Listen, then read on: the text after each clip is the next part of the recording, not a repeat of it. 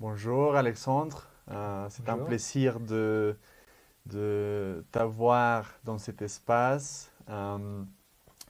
Pour nous, pour la Chambre de commerce, c'est important effectivement de connaître un peu la vie des entrepreneurs français qui sont en Colombie, qui se développent en Colombie, qui s'implantent en Colombie. Donc, bon, bienvenue. Merci beaucoup, Nicolas. Merci pour l'invitation. Ça me fait plaisir. Comme on en parlait juste avant le début de l'enregistrement, ni toi ni moi n'avons fait de podcast avant, mais donc on est un petit peu nerveux. Mais ça va bien se passer, je suis sûr. Et je suis ravi d'être là, de pouvoir parler un petit peu de mon histoire, si ça peut aider certains. Et puis voilà, d'avoir quelques retours aussi sur ce qui s'est déjà passé par rapport à mon projet d'entrepreneuriat ici en Colombie et parler un petit peu de l'avenir aussi. Bon, Alexandre, on se connaît depuis quelques temps, effectivement, depuis les moments que tu étais en France. On a fait une visioconférence pour parler sur ton projet. Et en ces moments-là, tu avais une idée, tu avais un projet de venir en Colombie, de, de, de choisir la Colombie. Mhm. Donc, est-ce que tu peux m'expliquer pourquoi est-ce que de tous les pays de l'Amérique latine et du monde, pourquoi est-ce que tu as choisi un pays dans un coin de l'Amérique latine qui s'appelle la Colombie? Alors, c'est une bonne question. C'est une question qu'on me pose souvent. Forcément, il y a des gens qui peuvent être surpris. Bon, déjà, il faut savoir que la Colombie est un pays magnifique avec beaucoup de choses à offrir, une diversité de paysages, de cultures, de populations, d'accents qui est passionnant. C'est un petit peu ce qu'on retrouve d'une certaine manière en France, avec une quantité de choses à visiter, à connaître qui ne s'arrête jamais en réalité. Après, l'histoire, elle a commencé un petit peu avant cet appel. Je pense que ça devait être en 2020. J'étais déjà venu en Colombie en septembre 2019. Mm. Et à ce moment-là, je l'avais choisi. Alors c'est bon, c'est un petit peu plus personnel, mais je venais de terminer mes études. J'avais fait 5 ans de droit. Euh, et je voulais prendre un petit peu de recul sur ma vie personnelle et professionnelle. J'ai décidé d'apprendre une troisième langue. Donc je suis né d'une mère écossaise, d'un père français. J'ai grandi l'essentiel de ma vie en France. J'ai Mm. étudié un petit peu en Écosse. Donc, et je souhaitais apprendre une troisième langue. L'espagnol m'avait toujours intéressé, malheureusement j'avais choisi l'allemand au collège. Et, euh, et donc je me suis dit pourquoi pas aller faire un petit peu de social, d'humanitaire à l'autre bout du monde. J'étais sorti de l'Europe peut-être une fois quand j'étais bébé, mais bon voilà, après bon, j'avais pas mal voyagé en Europe, mais j'avais jamais connu même le continent américain. Je suis arrivé ici donc en septembre 2019 sans parler un mot d'espagnol, Ok. mais je me suis dit c'est l'expérience, c'est le moment ou jamais. Je me doutais pas à ce moment-là que 6 mois après on aurait le début d'une pandémie mondiale évidemment, mais donc j'ai choisi plutôt le bon moment parce que finalement ça m'a permis à ce moment-là de voyager un petit peu. J'ai fait des volontariats surtout dans le domaine de l'enseignement, dans des villages un peu plus retirés que parfois même les Bogotanos ne connaissent pas.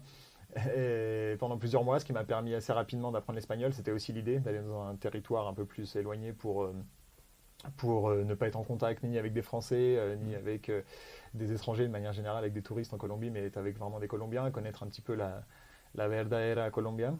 Et c'est ce qui s'est passé. Donc j'ai passé 4-5 mois. Ensuite, j'ai commencé à travailler à l'université en tant que prof de français et Mhm. d'anglais. Et c'est là qu'a commencé la pandémie. Donc ça, c'était mars 2020, le début de la pandémie, si je ne me trompe pas. Il y a eu un premier confinement ici. Et donc là, j'ai décidé de rentrer en France. Je suis rentré en France pendant... bon, je pensais que ça allait être quelques mois, que j'allais revenir. J'allais continuer un peu mes missions. J'allais avoir d'autres projets ici. J'avais prévu de voyager dans d'autres pays aussi d'Amérique latine, même si j'étais complètement tombé amoureux de la Colombie en 6 mois. C'était déjà l'amour fou. Et puis finalement, dans mon voyage en France, je me suis rendu compte que la pandémie allait durer. Et je pense que comme beaucoup, en période de confinement, on se posait des questions. C'était un moment un peu plus compliqué parce que je me demandais un petit peu ce que je voulais pas vraiment continuer dans le droit, ce que j'avais étudié pendant 5 ans. C'était pas un milieu où je m'imaginais travailler pendant toute ma vie. Donc j'avais envie de créer mon projet. Depuis tout petit, j'ai eu une l'âme entrepreneuriale, on peut dire ça comme ça. Mhm. Et Je faisais toujours des petits business quand j'étais petit ado, etc. Et là, je me suis dit... après avoir connu la Colombie, après m'être rendu compte que je voulais créer quelque chose entre ces deux pays, la France et la Colombie, mais deux pays que j'adore, qui sont très différents évidemment, qui ont aussi des points communs. Je me suis rendu compte que ce serait génial de créer quelque chose entre ces deux pays-là. J'ai toujours eu l'amour du produit que je vous présenterai plus tard, qui a bercé un peu mon enfance, ma jeunesse. Et j'ai vu aussi une opportunité en Colombie, dans un pays où il n'existe pas vraiment de produits similaires. On aura l'occasion d'en discuter un peu plus tard. Et pendant le confinement, donc, alors que c'était interdit de sortir de chez soi, je prenais une voiture et j'allais visiter les producteurs de cidre locaux qui sont près de chez mon père. Et ce qui me permettait de commencer vraiment à me plonger dans le milieu du cidre, dans son histoire, dans son process de fabrication, voilà, plein de choses comme ça. Et donc, j'en ai oublié ta question, Nicolas. Pourquoi est-ce que à la fin, toute cette étape Mhm. de expérience personnelle et professionnelle aussi t'ont donné un peu cette idée de venir en Colombie et de créer une Mhm. entreprise? Voilà, donc pour résumer un petit peu ce que j'ai dit, j'ai vraiment aimé le pays. En plus de ça, j'ai commencé à bien connaître le marché quand même après quelques mois ici. Et avoir l'opportunité, c'est pas juste, je me suis dit, tiens, il y a un bon produit français, Mhm. il n'existe pas ici, on va l'implanter ici, ça va marcher, c'est sûr, parce que c'est excellent. Non, c'est plus que ça, c'est voir que le palais colombien correspond à ce genre de produit. C'est aussi faire des recettes un peu adaptées au palais du pays, etc. Donc, disons que c'est d'abord l'amour du pays et ensuite l'opportunité de business que j'ai vue. Oui. C'est pas tant, je me suis dit, tiens, je vais exporter le cidre en Colombie parce que là-bas, c'est sûr que ça va marcher sans connaître. Non, c'était pas comme ça. C'était d'abord, j'ai connu le pays, ensuite, voilà, j'ai vu l'opportunité, j'ai démarré et après, on aura l'occasion d'en parler, mais Mhm. c'était semé d'embûches. Donc, afin effectivement de choisir, après que tu as dit, bon, ok, j'y vais, c'est la Colombie, j'ai choisi les produits, alors explique-moi, c'est quoi le produit? C'est quoi ton entreprise? Bien Quelle sûr. était l'idée ou comment est-ce que tu as pris une idée et l'a mis en réalité avec un produit qui est particulièrement français? Mais qui s'adapte effectivement au marché colombien. Exactement, c'est une bonne question. C'est une grande question. On pourra en parler pendant des heures. On va pas le faire. Mais c'est vrai qu'entre passer d'une idée de business et à le concrétiser, c'est là qu'on se rend compte qu'il y a des années-lumière, il y a énormément de boulot, il y a beaucoup de persévérance, il y a beaucoup de problèmes, il y a des cheveux perdus aussi. Il se passe beaucoup de choses et je te le dis pas à toi, Nicolas. Non, non, Mais donc voilà, c'est avoir une belle idée. Ça, c'était le cas en 2020 quand je t'ai contacté. Du coup, c'est drôle aussi qu'on fasse ce podcast ensemble parce que c'était une des premières personnes que j'avais dû contacter à l'époque. Au moment de commencer ce projet-là, j'avais dû tomber sur la chambre de commerce sur Internet ou sur les réseaux sociaux. Et, euh, et voilà, on voit vraiment la différence entre avoir une idée, 2020, et le moment où j'ai concrétisé le projet, on va le dire maintenant, comme ça sera dit, c'était fin 2023. Donc ça a pris 3 ans. 3 ans de doute, 3 ans de galère administrative, il n'y a pas d'autre mot, 3 ans de... Il s'est passé plein de choses, il se sont passé plein de choses. Après, l'idée ici, ce n'est pas de décourager, c'est de décourager personne. Là, simplement, c'est de montrer qu'il y a une réalité, il y a une situation, il faut la prendre en compte, il faut être solide. Et il faut aussi être préparé. Et c'est aussi le but de ce podcast, c'est montrer, on en parlera un petit peu plus tard pour les entrepreneurs qui sont intéressés par ce genre de démarche, c'est faisable. Il y a des opportunités, comme tu disais. La Colombie est un marché dynamique en Amérique du Sud. Donc je pense que c'est une des monnaies qui a perdu le moins de valeur par rapport au dollar ces dernières années.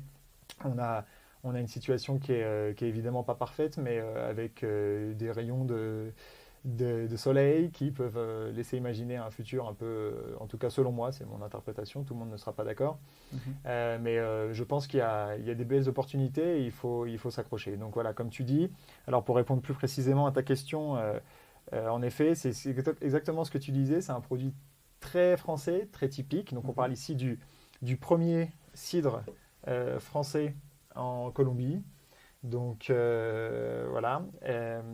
Pourquoi est-ce que je dis qu'il est très typique? C'est un produit qui existe sous différentes formes, évidemment, Mhm. depuis très très longtemps en France. Je pense que ça ne s'appelait même pas la France quand on a commencé à avoir les premières traces du cidre. On a eu quelque chose qui ressemblait à du vin de pomme, on a eu différents types de choses et c'est un produit qui est très typique des régions de Bretagne et Normandie surtout. Le cidre est normand, ça c'est important de le préciser. Et donc en Normandie, voilà, c'est un produit pareil très typique de la région. C'est une région de pommes, la Normandie. On a des vergers, énormément de vergers. Je sais que c'est le verger de l'Europe, si je ne me trompe pas. C'est la région en Europe où il y a le plus de production de pommes. C'est un produit qui a accompagné l'enfance de tous les gens qui ont grandi en Normandie. C'est un produit qui est assez faible en alcool, surtout sur ce format-là qu'on a amené en Colombie, se rapproche beaucoup à un cidre doux, Mhm. ce qu'on appelle cidre doux. Donc soave, c'est doux en alcool, très léger en alcool et aussi en saveur, un goût de fermentation qui est assez faible.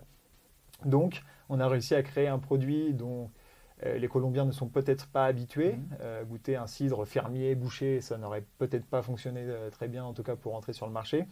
Mais on a créé un produit qui s'adapte bien. C'est sucré. C'est sucré pourquoi? Parce qu'il y a de la pomme, il y a du Mhm. fruit. C'est un produit de très haute qualité parce que c'est 100% jus de pomme, ce qu'on appelle pur jus en France. Et ça fait qu'il y a une quantité de sucre résiduel un petit peu plus élevée. Par contre, il n'y a aucun sucre ajouté. Donc c'est un Mhm. produit, en plus d'être délicieux, il est sain. Euh, je sais qu'il y a une attention particulière dans le monde entier, je pense. On l'a vu aussi en Colombie pour consommer peut-être moins d'alcool, mais de meilleure qualité. En tout cas, des produits en général de meilleure qualité. Donc c'est ce qu'on a essayé de créer ici. On travaille donc avec un producteur local qui fait ça de manière artisanale.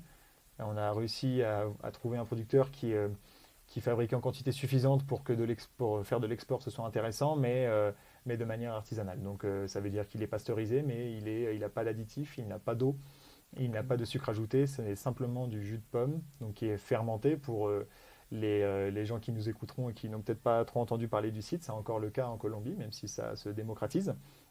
Et c'est ce qui fait aussi un petit peu notre différence par rapport au cidre du monde entier et dans mon cas plus spécifique par rapport à mon cidre sur les autres cidres en Colombie. Il en existe. Alors c'est un sujet qui a été étudié notamment par l'Europe. Je sais que la Commission européenne a consulté le Parlement sur ce sujet, sur qu'est-ce que c'est du cidre. Mhm. Parce que en France, on fait du cidre, c'est notre tradition, on fait du cidre pur jus, comme je disais, c'est 100% de pommes, c'est avec des pommes à cidre, donc c'est des pommes spéciales qui en général ne sont pas très agréables en bouche, donc c'est vraiment fait pour faire du cidre, sans sucre ajouté, donc ces trois paramètres-là, 100% pommes, sans sucre ajouté et pommes à cidre, c'est un peu la différence française, mondiale. Et c'est ce que j'aime aussi de ce projet-là, c'est ramener le meilleur de la France en Colombie, c'est ramener une partie du patrimoine culturel et gastronomique français en Colombie, parce que d'une certaine manière, euh, c'est vrai que quand on voyage dans d'autres pays que la France, en tant que Français, on nous parle de la baguette, on nous parle d'Mbappé, on nous parle de la Tour Eiffel, voilà. Mais là, on avait envie de ramener quelque chose qui s'inscrit vraiment dans le patrimoine voilà, culturel français, c'est ce qu'on appelle le terroir. Hein. Mhm. Donc c'est un produit historique. Et donc, comme tu disais, en l'adaptant au palais colombien, que ce soit très agréable en bouche, facile à boire, 2,4 degrés d'alcool, comme je le disais. Donc voilà. Bon, c'est c'est un produit très très frais en fait. J'ai déjà goûté, donc félicitations, c'est un Merci. très très bon produit. Je voulais savoir, maintenant on a les produits ici, hein, Mhm. mais parfois on oublie tous les processus, toutes Voilà. les étapes pour arriver à ces produits, pour Mhm. arriver effectivement à avoir un produit qui se vend, avoir un produit qui s'adapte au marché. Euh, Est-ce que tu peux nous raconter un peu euh, quelles sont un peu les étapes et les barrières aussi que tu as dû faire face pour les développements de ton projet, pour effectivement avoir ces produits ici sur ces Bien sûr. tables? Bien sûr, aucun problème pour répondre à cette question. Elle est un petit peu délicate parce que j'aimerais pouvoir résumer la situation ces 3 dernières années un petit peu en quelques mots, sans rentrer dans le trop technique D'ailleurs, j'en profite si les gens veulent nous contacter après le podcast, une fois qu'ils auront vu le podcast, Mhm. pour poser des questions un peu plus techniques sur les démarches juridiques ou réglementaires, il n'y a aucun problème. On mettra mes coordonnées, j'imagine, on les Mhm. partagera. En tout cas, il y a plusieurs choses à tenir en compte. Je pense que la première, dans tout projet d'import, et c'est important d'étudier le marché, ça c'est évident. Là, c'est complexe parce que si on parle d'une grande entreprise avec des moyens importants, ce qu'ils font parfois, c'est qu'ils arrivent sur un marché sans l'avoir trop étudié, en l'inondant un petit peu, et comme ils ont des gros moyens de communication et autres, ça peut marcher ou pas. Par contre, quand on entreprend tout seul, qu'on n'a pas un capital de départ immense et qu'on a envie de bien faire les choses, c'est important de prendre son temps. C'est important donc de bien connaître le marché d'abord, comme je disais, voir si ça peut fonctionner, faire goûter, faire goûter, faire goûter, prendre note des retours, même si on n'est pas d'accord avec, mais parce qu'on a tous des goûts et des palais différents. Ça, c'est important. Avoir un peu d'humilité. Et ensuite, il y a évidemment commencer à étudier la partie réglementaire, juridique. Donc là, il faut protéger sa marque ici. Si on veut créer une marque, il faut la protéger, c'est important. Donc là, j'en profiterai pour placer une petite anecdote Mhm. sur ce sujet-là, mais moi j'avais une autre marque avant celle-ci. Mhm. Je n'ai pas mentionné ma marque d'ailleurs, on le fera, mais j'avais une autre marque avant celle-ci. Celle-là, alors c'est essentiel de déclarer protéger sa marque si on veut importer, parce que l'autorité sanitaire qui Mhm. s'appelle INVIMA nous demande ensuite la preuve qu'elle est soit déjà protégée, soit en cours de estudio, Mhm. euh, en cours d'examen. Donc c'est important de le faire. C'est important surtout de le faire bien, c'est-à-dire de faire des recherches préalables. Mhm. Donc moi j'en ai fait, mais pas suffisamment approfondies. Ça c'est une des erreurs, une des choses que j'ai appris de ce projet, c'est qu'il faut absolument faire des bonnes recherches préalables avant de protéger une marque. Parce que voilà, bon, il y a eu des sujets un peu complexes, mais j'ai dû changer ma marque. Mhm. Ça a fait partie des étapes un peu difficiles de la construction du projet.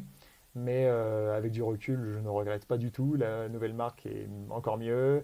On a fait un rebranding, on a tout imaginé un petit peu. On a inventé de nouvelles valeurs de marque. Mhm. On a de nouveau imaginé un petit peu comment on allait communiquer. Voilà, on a changé plein de choses avec cette nouvelle marque. Et en fait, on a fait quelque chose d'une certaine manière plus traditionnel et plus moderne à la fois. Mhm. Donc on a créé cette marque qui s'appelle Marcel Torel, qui partage mon nom de famille. Mhm. Beaucoup de gens pensent que Marcel est moi, donc c'est moi, mais ce n'est pas moi. C'était mon grand-père, donc le père de mon père, avec qui je suis toujours, donc avec mon père très proche. Mon grand-père est décédé depuis très longtemps, moi je ne l'ai même pas connu. Mais donc c'est un hommage familial à mon père, à mon grand-père que je n'ai pas connu, mais qui a eu une vie difficile de paysan dans la campagne normande, donc Normandie, dont je parlais tout à l'heure. Il a été un cultivateur, éleveur, et il a fait du cidre. Et donc il faisait du cidre de manière normande, traditionnelle, paysanne. Donc mon père était habitué à voir les gens arriver chez lui et mettre du Calvados. Calvados, c'est une liqueur de pomme à 40 degrés Mhm. dans le café. Mhm. Donc voilà, ce genre de choses. Donc c'est vraiment un hommage familial, assez sympa. On a créé un logo plutôt agréable aussi. Mhm. Bon, voilà, en plus la bouteille elle est froide, donc elle se voit, elle est magnifique.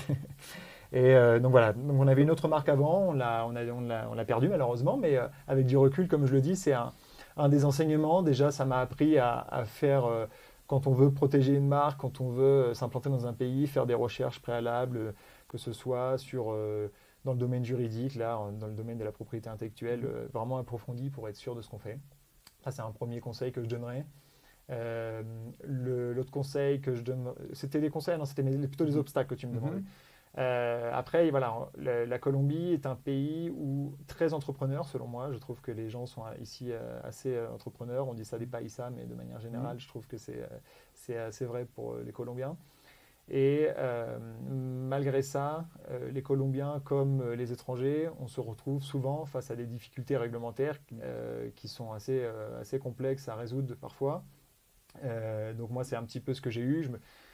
Une autre anecdote, je me souviens quand je suis arrivé en Colombie, donc après la pandémie, quand je suis revenu en Colombie, et que je me suis dit, j'avais trouvé le producteur, on avait déjà des accords, on avait pas mal avancé sur le branding de la première marque. Je suis arrivé ici, je me suis dit, bon, il faut que je crée la société. Okay, première étape à faire, hein, même avant de créer la marque. Donc je vais à la Cámara de Comercio et à la Chambre de commerce de Bogota pour créer la société. Je fais quelques démarches à la Diane et j'appelle ma mère. C'est bon, j'ai créé la boîte, c'était super facile. Je comprends pas pourquoi les gens disent que c'est difficile. C'était vraiment super facile de créer la boîte. Et ma mère, ah, c'est bien, je suis fier de toi, tu vas pouvoir commencer et tout. Moi, ouais, je pense que dans 3-4 mois, j'ai les produits ici, quoi. Donc ça, c'était en mars 2021.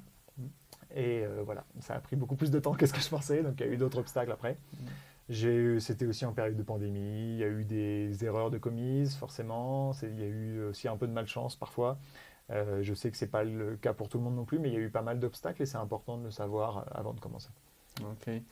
Dans le processus d'importation d'un produit, parce que dans la création d'une société, on peut dire, ok, je vais importer un produit français typique, mais ça peut être un produit qui pas nécessairement est un produit alimentaire. Et pour les produits alimentaires, on peut dire il y a des barrières plus lourdes au niveau administratif, au niveau de délai pour que tout soit approuvé de la part des institutions en Colombie. Est-ce qu'effectivement, tu as vu qu'avec ton produit, toute cette démarche auprès de l'INVIMA, des institutions de l'État, comme c'était, on peut te délais par rapport au processus administratif pour importer un produit qui est pour la consommation pour les personnes. Voilà. Bonne question. Alors c'est vrai que c'est plus compliqué quand on parle de produits alimentaires et ça l'est encore plus quand on parle d'un produit qui a de l'alcool. Donc, et moi, j'ai été confronté à un sujet un peu particulier, surtout sur cette référence-là, donc le doux, comme on l'a mentionné tout à l'heure, donc la version un peu douce, un peu légère du cidre, parce qu'on parle d'un produit qui a de l'alcool, mais qui a moins de 2,5 degrés d'alcool. Donc là, c'est un sujet très spécifique, mais en fait, en Colombie, quand c'est moins de 2,5 degrés d'alcool, on peut le catégoriser, l'INVIMA peut le catégoriser comme un produit alimentaire. Donc ça veut dire qu'il se retrouve à cheval entre deux régimes, celui du produit alimentaire et celui de la boisson alcoolisée. Et on a évidemment un petit peu les conséquences négatives des deux régimes, c'est-à-dire tous les impôts et le côté très, très administratif de devoir importer de l'alcool. Donc ce qui est compliqué, importer de l'alcool, c'est plutôt normal aussi. Et d'un autre côté, les règles alimentaires. Donc moi, j'ai dû mettre par exemple une table nutritionnelle, j'ai dû mettre la liste des ingrédients. On ne voit ça sur aucun alcool, sauf ceux qui ont moins de 2,5 degrés d'alcool comme celui-ci. Donc là, il a fallu faire des analyses laboratoires supplémentaires pour avoir l'apport Alors là, du coup, il y a les ingrédients. Et là, sur la table nutritionnelle, voilà, on a l'information nutritionnelle. C'est ça le mot que je cherchais. Donc là, il faut faire des analyses supplémentaires. Donc là, c'est vrai que je me suis retrouvé à cheval entre deux régimes. Ça n'a pas toujours été facile. Ça a été un des problèmes, une des barrières aussi à laquelle je me suis confronté. Et donc voilà, ça c'est le sujet un peu compliqué. Après, c'est vrai que dans l'import, ce n'est pas forcément des produits alimentaires. Donc ça peut être aussi, j'imagine, plus simple. J'imagine aussi que quand il n'y a pas d'alcool du tout, c'est plus rapide. En termes de délai, nous, ça a été environ... alors, on a présenté 3 demandes sur 3 références différentes. On a celle-ci, on a du brut, donc le cidre avec un petit peu plus d'alcool et avec un goût un petit peu plus fort, avec un goût à fermentation un tout petit peu plus fort. Mais on l'a laissé assez soivé, assez doux pour le palais colombien. Et une 3e référence surprise, que je n'annonce pas encore, mais qui était aussi en processus INVIMA. Et on va dire que les 3 ont pris en moyenne 2 ans. 2 ans. 2 ans pour avoir une réponse. Voilà. Donc c'est des délais assez longs. Et comme je le disais, c'était aussi en période de Covid. Il y a eu aussi des problèmes avec le système informatique de l'INVIMA. Donc il se sont passés beaucoup de choses et il m'est arrivé plein de galères. Bon, heureusement, tu as su surmonter toute cette barrière administrative. Et maintenant qu'on a déjà les produits, qu'on a déjà passé toute cette étape de enfin avoir un produit qui se vend dans les marchés colombiens, quels sont tes projets à moyen terme et à long terme avec ta marque Marcial Torel? Alors, bon, déjà, je peux peut-être faire un petit retour sur les débuts du projet. Donc, on a commencé à recevoir les premiers produits, si je ne me trompe pas, en fin octobre, début novembre 2023. Pour moi, ça a été évidemment une délivrance. Ça a été un soulagement. Après, c'est d'autres problèmes qui arrivent, forcément. C'est aussi le début de maintenant, il faut vendre. Tu as réussi à passer toutes les barrières bureaucratiques. Maintenant, il faut vendre. Mais c'était excitant. Je pense que la première bouteille que j'ai vue ici, j'ai dû avoir la petite larme. Et donc là, sur ces premiers mois, ça a été très agréable pour moi, très occupé, plein d'adrénaline. Parce qu'il a fallu, il y avait de l'attente par rapport au produit, les amis, la famille de ma copine qui attendait ça, la chambre de commerce. Donc là, il y a eu plein d'attentes au début, c'était très sympa. On a pu commencer à vendre les premières bouteilles.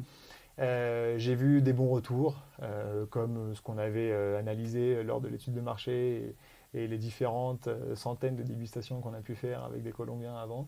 Donc des très bons retours et surtout des bons retours commerciaux. Donc on a pu réussir à faire entrer le produit dans plusieurs restaurants. Pour l'instant, nous ne vendons qu'à Bogota, enfin qu'à Cundinamarca.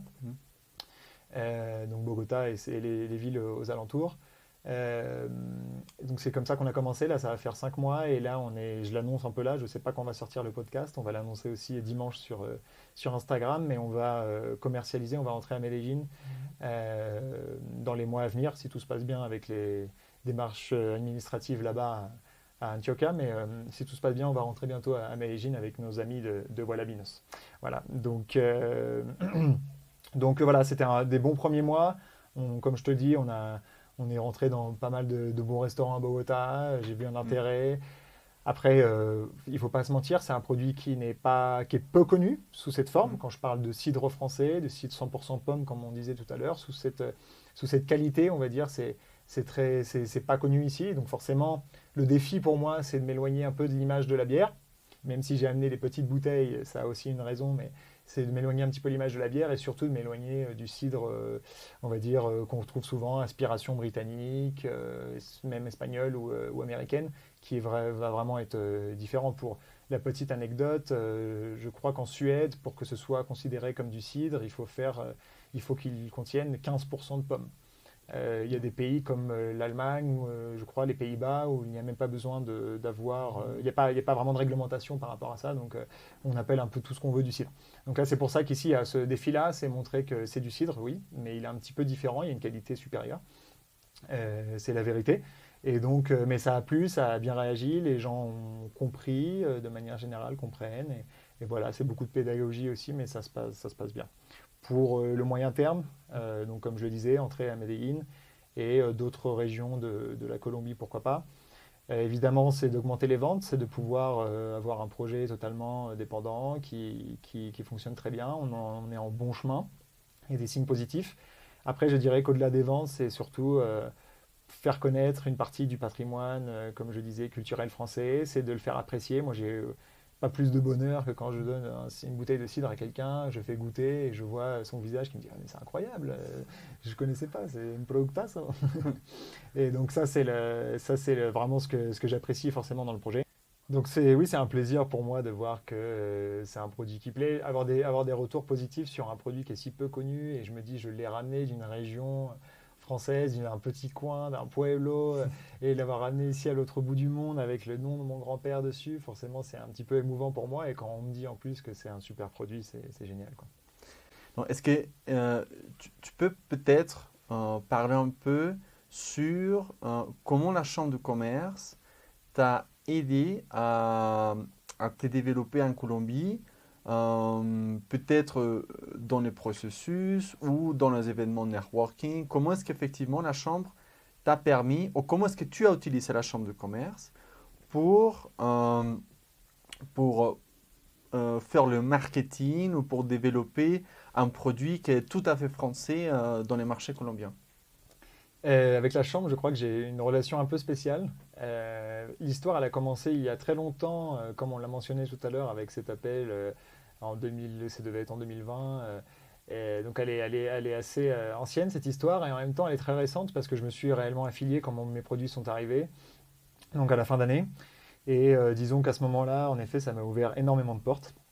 Déjà, il y a 3 ans, quand j'ai eu un appel avec toi, je crois avec d'autres membres de la Chambre, on nous ouvre des portes, on nous dit t'es pas tout seul, viens ici, ça va bien se passer. Et ça, c'est important quand on connaît peu de gens dans le pays, comme c'était le cas à l'époque pour moi, quand on connaît peu les règles, quand on connaît peu le marché encore, c'est un truc qui est absolument essentiel. Là, j'avais été agréablement surpris. Je me souviens que tu m'avais fait un mail un jour pour m'expliquer, pour résumer un peu comment créer ma société. Et c'est ça aussi, faire un projet entrepreneurial, c'est prendre le meilleur de tout ce que tu trouves. Et, euh, et c'est pas toujours facile. C'est pas toujours facile parce qu'on peut se tromper. On peut parfois penser que c'est un bon conseil, ça ne l'est pas. En tout cas, avec vous, j'ai trouvé en effet des portes ouvertes dès le début et des conseils précieux qui m'ont aidé à démarrer. Ensuite, l'histoire récente. Donc c'était là quand mes produits sont arrivés, comme je le disais. Là, ça a été surtout la mise en réseau pour moi qui a été absolument exceptionnelle.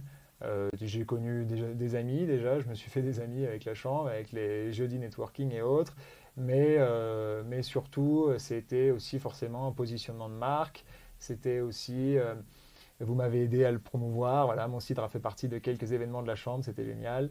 Euh, et puis je dirais au-delà de ça, c'était la possibilité de rencontrer des gens avec de l'expérience. C'est des retours donc qu'on reçoit.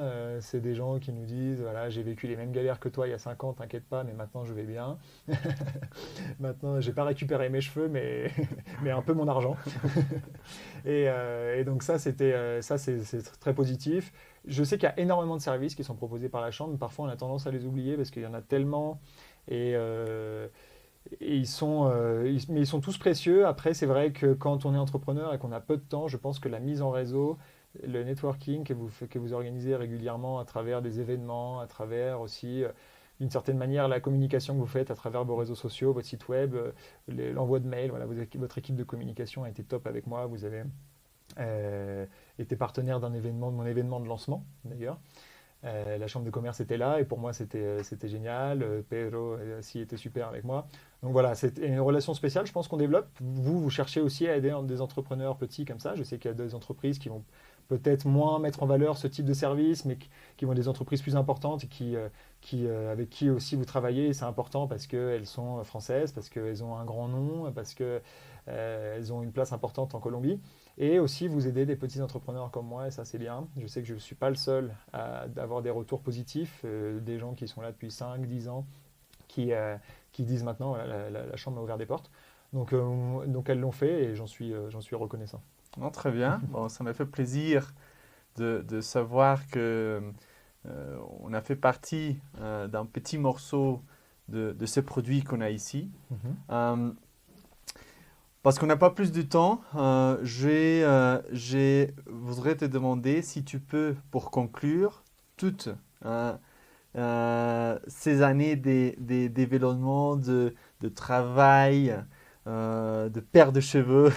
Et est-ce que tu peux donner 4, 5 conseils précieux pour ces entrepreneurs qui souhaitent s'implanter en Colombie? Bien sûr. Alors après, voilà, on apprend de tous. Moi, je suis aussi à le début de mon expérience, donc je prétends pas avoir évidemment la raison sur comment entreprendre, encore moins en Colombie, mais il y a évidemment des conseils que je peux donner.